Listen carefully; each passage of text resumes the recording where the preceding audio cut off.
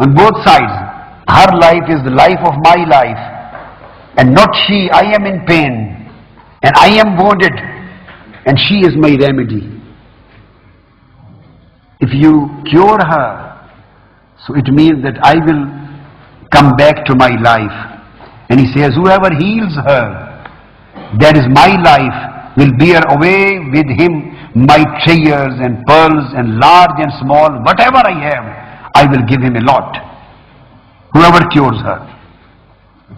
They all answered him saying, we will hazard our lives, we will try our best, we will put every possible effort of our intelligence and our experience and our ability, whatever, and we will stock our intelligence together, put together collectively, and we will try our best to cure her and to bring her to her life. And then they claimed, Maulana Room says, every physician, each one claimed. What did they claim? They said, Hariyake Azma Masih Alame Har Alamra Dar Kafe Ma Marhame.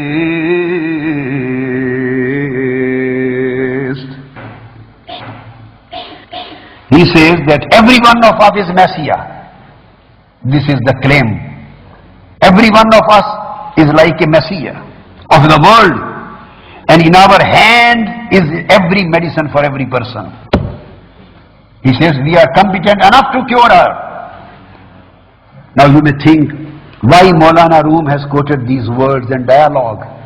He explains here that all those doctors and physicians who were called, and then just the next word, the next verse, Akani Zak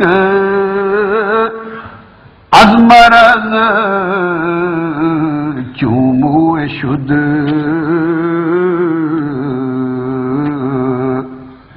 Chashme Shah Az Ashke Khu Chuju Shud. He says the more cures and remedies they applied, all possible medicines and treatments they applied,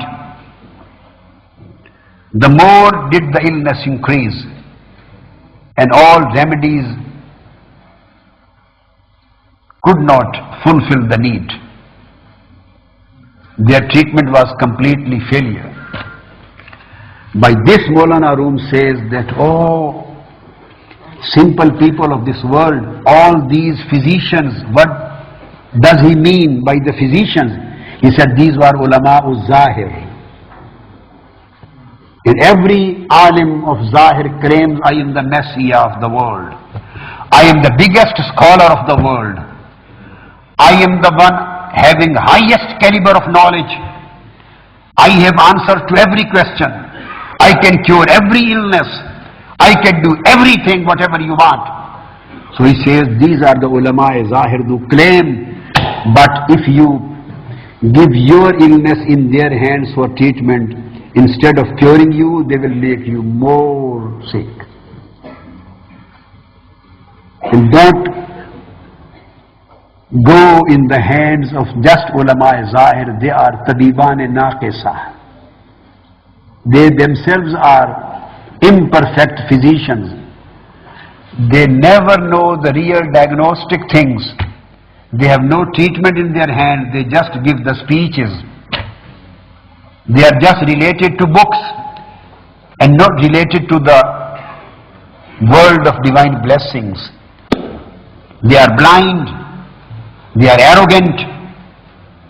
And in ilm zahir there is no treatment for nafs, no treatment for qalb, no treatment for ruh. So this is what Maulana Room wants to give the message. And when the king understood that they have nothing to deliver, these, the ulama and the peers, who are in fact not the shuyukh, not salihin, not arifin, not ashikin, but they pose to be like that.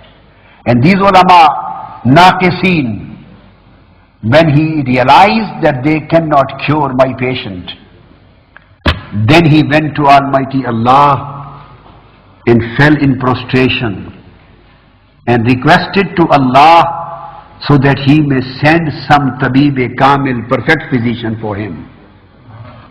Sick girl became like a hair, thin as a hair, while the eyes of the king flowed with tears of blood like a river. And when the king saw that all these scholars and these tabibs and physicians and doctors, they are powerless, they are helpless, so he ran barefooted to the mosque. He entered the mosque and directly advanced to the mihrab to pray.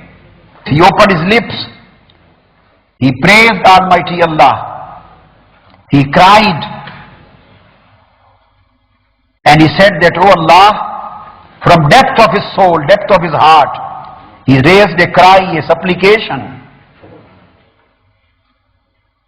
And Almighty Allah gave him the sea of bounty. A sea of bounty began to surge for him. Almighty Allah started showering His blessing on him. Why? Because now he realized that my treatment is not in the hands of al-ulama al-zahirun. There should be somebody else who could really treat me. Then Almighty Allah gave him his tidings. When he came back and he was sleeping, he saw a dream. And this was the answer and acceptance of his crying and his prayings. And he got a tiding, good news, that tomorrow you will see a stranger. He will come for you. And when he comes, you should understand that he is the skilled physician. He is the perfect physician. And you should trust in him. And I have given a magic in his hands. Now he comes to the Shaykh Kamil. That the cure and treatment of these spiritual illnesses, are not in the hands of those who are striving and struggling for the lusts of the world. Whenever the summer comes and these months come, many physicians come to England and come to States and come to Western world. Just for pounds, just for dollars, just for your pockets. And most of you people just receive them as they are perfect physicians. Allow them to stay in your houses and their eyes are always on your pockets, on the pounds, and they start giving you wazifas. And in the same way, then they have broadened their spectrum, expanded their spectrum. Instead of going from house to house, they have started sitting in the TV channel. And you are asking the wazifas and putting the questions and they are solving your problem. This is how they say, everybody of us is a Masiha. Somebody is suggesting you to measure your clothes. Somebody giving you wazifa, close your eyes, do this, read this. And I want to tell you, nothing of all these silly things belong to tasawwuf and suluk and tariqah and ma'rifah. This is just misguidance. These are money makers.